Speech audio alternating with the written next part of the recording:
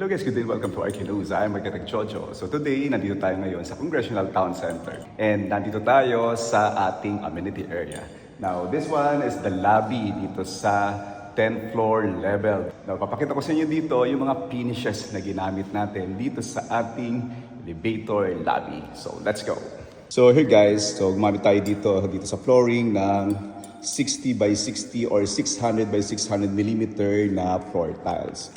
Now, dito naman sa mga walls natin, so makikita nyo, gumamit tayo dito ng wood grain na laminate. So, meron din siyang mga insert dito. So, kita nyo itong lines na ito na kulay black. So, hindi siya groove, no? Kundi aluminum insert na nilagay natin dito sa area na to. Now, this wall, along with the two elevators here, this one is a passenger elevator, 1, 2, and 3. So meron tayong ditong tatlong elevator dito sa ating elevator lobby. Now, as you can see here, dito sa opening ng ating door, which is, this one is the door of our elevator. So meron tayong nilagay na natural stone. Ito yung ating granite stone dito sa ating casing ng ating door opening ng ating elevator. Now above, also a black granite also.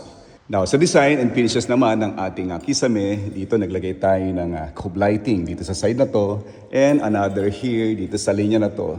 So, both side meron tayong cove lighting. Now, in the middle, gumamit pa rin tayo dito ng wood grain na laminates na same color nito, no? So, nilagyan natin siya ng mga pin lights dito sa area na to. And also, nag-provide tayo dito ng groove as part of the design ng ating ceiling. So, you can see this hallway or this elevator lobby is well lighted. So very welcoming siya.